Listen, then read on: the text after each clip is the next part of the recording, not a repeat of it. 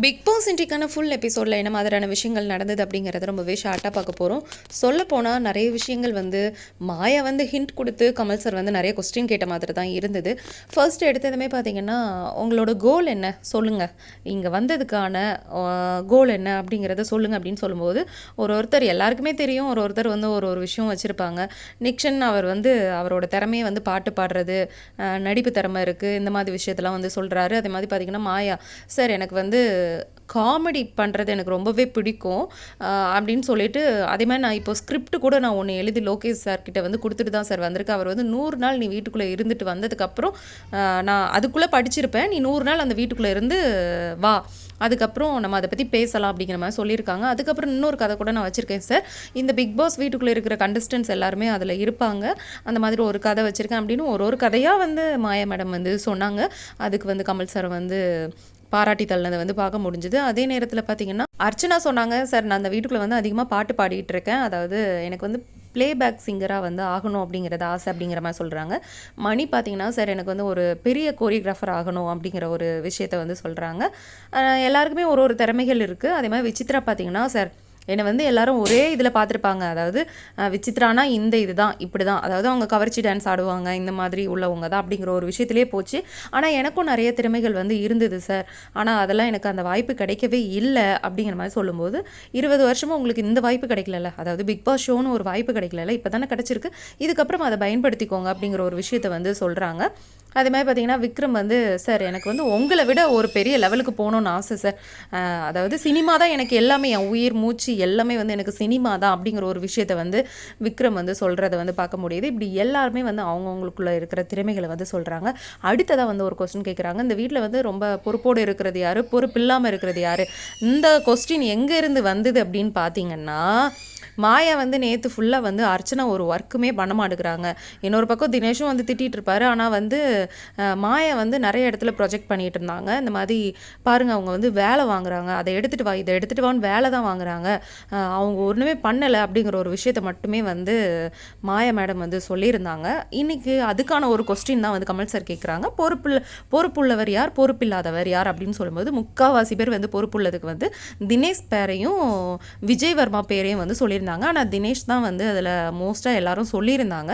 தினேஷை பயங்கரமாக கமல் சார் பாராட்டினதை பார்க்க முடிஞ்சுது.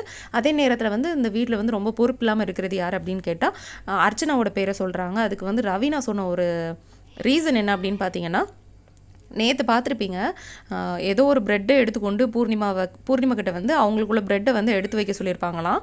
அதை ஒரு குத்தமாக எடுத்துட்டு இங்கே சொல்கிறாங்க, இந்த மாதிரி அவங்க வேலையை கூட அவங்க பண்ண மாட்டாங்க, அடுத்தவங்களை ஏவி தான் பண்ணுவாங்க அப்படிங்கிற ஒரு விஷயத்தை பூர்ணிமாவை மீன் பண்ணி அர்ச்சனாவை சொல்கிறாங்க. அதே பூர்ணிமாவை பார்த்து நம்ம ஒரு கொஸ்டின் கேட்கலாம், இந்த விக்ரம் இந்த வாரம் தாங்க எந்த வேலையும் பண்ணலை சொல்ல போனால் பூர்ணிமாவுக்கு, மற்றபடி எல்லா எடுபடி வேலையும், தண்ணி பாட்டில் எடுத்து கொடுக்குறது, மேக்கப் டிஷ்யூ எடுத்து கொடுக்குறது, இப்படி எல்லா வேலையும் விக்ரமை ஏவி ஏவி ஏவி எல்லாரும் பண்ணிகிட்டு இருந்தாங்க, அதை மறந்துட்டாங்க.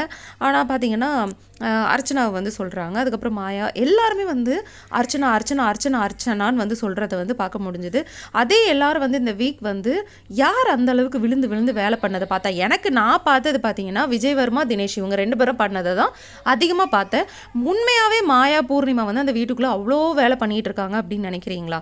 சத்தியமாக தெரியலங்க. மாயா பூர்ணிமா நிக்ஷன் இந்த மாதிரி ஆளுங்கள்லாம் என்ன அவ்வளோ ஒர்க் பண்ணிட்டாங்க அப்படிங்கிறது தெரியலை. விக்ரம் கூட சொல்லலாம், அதில் என்ன இன்வால்வ் பண்ணியிருக்காங்க அப்படின்னு கொஞ்சம் யோசிச்சு பாருங்கள். அதாவது எல்லாருமே கண் துடைப்புக்கு தான் வேலை பார்த்த மாதிரி இருந்தது. உண்மையாகவே வேலை பார்க்குறது தினேஷ் விஜய் வர்மா ரொம்ப இறங்கி வேலை பார்க்குற மாதிரி இருக்குது. எல்லாமே பண்ணுறாங்க, அதாவது காய்கறி அவங்க தான் கட் பண்ணணும், இவங்க தான் கட் பண்ணணும் அப்படின்லாம் பார்க்குறதில்ல, வந்தால் கட் பண்ணுறாங்க, இல்லைன்னா நம்மளே கட் பண்ணி எல்லா வேலையும் பார்த்துருவோம், அம்மி அரைக்கிறதுலேருந்து எல்லாமே பண்ணுறாங்க. ஆனால் இந்த விசித்ராலாம் சமைக்க வந்தாங்கன்னா பாருங்கள், அவங்க அந்த கிண்டுறதுல மட்டும் தான் நிற்பாங்க, ஆனால் வெட்டி கொடுக்குறதுலேருந்து கழுவி கொடுக்குறது எல்லாமே ஒருத்தர். சொல்லப்போனால் எல்லாருமே வேலையை ஏவி ஏவி தான் ஒருத்தரை தூண்டி விட்டு தான் ஒரு வேலை பண்ணியிருக்காங்க. ஆனால் பார்த்தீங்கன்னா முழுக்க முழுக்க முழுக்க முழுக்க அர்ச்சனை மேலே வன்மத்தை கக்கியிருக்காங்க அப்படின்னே சொல்லலாம். எனக்கு தெரிஞ்சு இந்த வீட்டில் உண்மையை சொல்லப்போனால் எல்லாருமே கண் துடைப்புக்கு தான் வேலை பார்த்துட்ருக்காங்க, அவங்க மட்டும் கிடையாது. ஆனால் ரொம்ப சூப்பராக பூசி மொழிவிட்டாங்க. மாயா என்னங்க வேலை கிழிச்சிட்டாங்க, யோசிச்சு பாருங்களேன், மாயா என்னங்க வேலை பண்ணிட்டாங்க, அந்தளவுக்கு என்னங்க வேலை பண்ணிட்டாங்க, நல்லா நோட் பண்ணுங்கள் மக்களே, நோட் பண்ணுங்க, இவ்வளோத்துக்கு சொல்கிறாங்களே நம்மளும் நோட் பண்ண வேணாமா அப்படிங்கிற மாதிரி தான் இருக்குது. நம்ம எல்லாருக்கும் தெரியும் அடுத்ததாக வந்து 3 பேர் வந்து நாமினேஷனில் இருக்காங்க. யார் இந்த வீட்டுக்குள்ளே இருந்தால் நல்லாயிருக்கும் அப்படின்னு நீங்கள் நினைக்கிங்க அப்படின்னு ஒருத்தர் பேரை சொல்லுங்கள் அப்படின்னு சொல்லும்போது நிக்ஷன் பார்த்தீங்கன்னா ரவீனா இருந்தால் நல்லாயிருக்கும் அப்படிங்கிற மாதிரி சொல்கிறாங்க. மணி பார்த்தீங்கன்னா விக்ரம் இருந்தால் நல்லாயிருக்கும் அப்படிங்கிற மாதிரி சொல்கிறாங்க. தினேஷ் பார்த்தீங்கன்னா விக்ரம் இருந்தால் நல்லாயிருக்கும் அப்படிங்கிற மாதிரி தான் சொல்கிறாங்க. அர்ச்சனா மணி இருந்தால் விக்ரம் இருந்தால் நல்லாயிருக்கும் அப்படிங்கிற மாதிரி தான் சொல்கிறாங்க. இப்படி ஒருத்தர் பேரை சொல்லிட்டு இருக்கும்போது பார்த்தீங்கன்னா மாயா, விஜய் வர்மா இந்த மாதிரி ஆளுங்களாம் வந்து விசித்ரா இருந்தால் நல்லாயிருக்கும். ஏன்னா அவங்களுடைய ஏஜுக்கு இவ்வளோ தூரம் வந்துட்டாங்க, இதுக்கப்புறம் என்ன பண்ணுறாங்க அப்படிங்கிறத பார்க்கணும் அப்படிங்கிற மாதிரி விஜய் வர்மா சொல்கிறாங்க. அதே மாதிரி மாயா பார்த்தீங்கன்னா சார் அவங்க நான் அவங்க கூட ஃபினாலேயில் இருக்கணும் சார் அப்படிங்கிற ஒரு விஷயத்தை வந்து சொல்கிறத வந்து பார்க்க முடிஞ்சுது. அதுக்கப்புறம் நம்ம எல்லாருக்கும் தெரியும் விக்ரம் தான் இந்த வாரம் எவிக்ட் ஆகிருக்காரு. அவர் தான் அப்படிங்கிறத அந்த கார்டை பார்த்ததுமே பயங்கர ஷாக் ஆகிட்டார் அவர். ஐயோ நான் வந்து இந்த வீட்டில் அதாவது வீட்டுக்கிட்டே நான் பேசியிருக்கேன், இன்னும் 3 வாரம் இருக்குது, நான் உன்னை ரொம்ப மிஸ் பண்ணுவேன் அப்படிங்கிற மாதிரி பேசியிருந்தேன், நான் இவ்வளோ சீக்கிரம் வெளியே போவேன்னு நினைக்கல அப்படிங்கிற மாதிரி சொல்லிட்டு ஃபீல் பண்ணிவிட்டு அவர் வந்து விடை பெறுகிறார். அப்போ கூட பார்த்திங்கன்னா பூர்ணிமா வந்து அப்பப்போ கட்டி பிடிச்சி சமாதானப்படுத்துறதை வந்து பார்க்க முடியுது. எல்லாருக்கும் தெரியும் விக்ரமோட வீட்டிலேருந்து வந்திருக்கும்போது பூர்ணிமா மாயா வந்து உன்னை பற்றி தப்பாகவே பின்னாடி பேசியிருக்காங்க நிறைய விஷயம் அப்படிங்கிற மாதிரி சொல்லியிருந்தாங்க. அந்த ஒரு விஷயத்தை வச்சு தான் விக்ரம் வந்து நேற்று கூட கமல் சார் கிட்ட வந்து சார் நிறைய பேர் வந்து முன்னாடி பேசிட்டு பின்னாடி ஒன்று முதுகில் குத்துற மாதிரிலாம் பண்ணிகிட்டு இருக்காங்க சார் அப்படின்னு வந்து சொல்லியிருப்பாங்க. அந்த ஒரு விஷயத்தெல்லாம் வச்சு மாயா வந்து ஒழுங்காக இதுக்கப்புறம் நான் விக்ரம் கிட்ட பேசவே மாட்டேன் அப்படிங்கிற மாதிரி சொல்லிடுறாங்க. பூர்ணிமா பார்த்தீங்கன்னா நம்ம என்ன பேசியிருக்க மாட்டோம் அப்படிங்கிறது வெளியே எல்லாமே தெரிஞ்சிருக்கோம்ல, அவன் வந்து வெளியே போய் பார்த்து புரிஞ்சுக்கிட்டோம் அப்படிங்கிற சொல்லியிருப்பாங்க. அதே தான் இப்போ விக்ரம் கிட்டேயும் வந்து சொல்கிறத வந்து பார்க்க முடியுது. உங்கள் வீட்டுக்கு வந்து உண்மையாகவே நாங்கள் அப்படி பேசியிருக்கோமா இல்லையா நீ போய் பார்த்துட்டு நீ உங்கள் வீட்டுக்கு வந்து எக்ஸ்பிளைன் பண்ணு, உனக்கு எடுத்து சொல்லு அவங்கக்கிட்ட அப்படிங்கிற மாதிரி சொல்லி அனுப்புகிறாங்க. நம்ம ஆல்ரெடி பார்த்தீங்கன்னா ட்விட்டர் அது இதுன்னு சொல்லிட்டு நிறைய ப்ரூஃப் பார்த்துட்டோம். மாயா பூர்ணிமா வந்து விக்ரமை பற்றி பேசியிருக்கிறது உண்மைதான் அப்படிங்கிறத நம்ம பார்த்துட்டோம். ஏன்னா அவர் வந்து அந்த 6 ஸ்டார் வாங்கியிருக்கிறது பொறுக்காமல் மாயா பூர்ணிமா வந்து நிறைய வார்த்தைகள் வந்து விட்டுருக்காங்க. ஆனால் அது வந்து ரொம்ப எப்படி சொல்கிறது மைக்குக்கு கூட கேட்காத அளவுக்கு அப்படி பேசியிருக்காங்க. அதனால அவங்க பயங்கர ஸ்ட்ராங்காக வந்து நீ வேணால் வெளியே போய் பாரு, ஒன்றுமே நாங்கள் பேசினது கிடையாது அப்படிங்கிற மாதிரி ஸ்ட்ராங்காக சொல்லி அனுப்புகிறாங்க. ஆனால் வெளியே போனதுக்கப்புறம் மண்டவாளம் வந்து தண்டவாளத்தில் ஏற போகுது.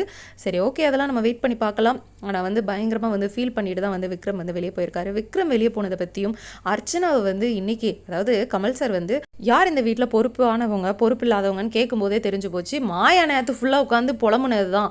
அதாவது நேற்றுக்கு முந்தின நாள் அதான் வெள்ளிக்கிழமை எபிசோட் பார்த்தீங்கன்னா தெரிஞ்சிருக்கும், பயங்கரமாக உட்காந்து புலம்பியிருப்பாங்க. அர்ச்சனா ஒரு வேலை பண்ணலாங்க, சும்மா குதிச்சுட்டு அலையிறாங்க அப்படி இப்படின்னு கேமரா முன்னாடி பதிவு பண்ணியிருப்பாங்க. அதை தான் எடுத்து ஒரு கொஸ்டினாக கொண்டு கமல் சார் வந்து கேட்டிருக்காங்க. இதிலே தெரிஞ்சிருக்கு மாயாவை தூக்கி விடுறதுக்காக கமல் சார் வந்து விடாமுயற்சி எடுத்து நிறைய உழைச்சிட்டு இருக்காங்க. அதை பற்றி நீங்கள் என்ன நினைக்கிங்க அப்படிங்கிறத மறக்காமல் நம்மளோட கமெண்ட்டில் சொல்லுங்கள். தேங்க்யூ.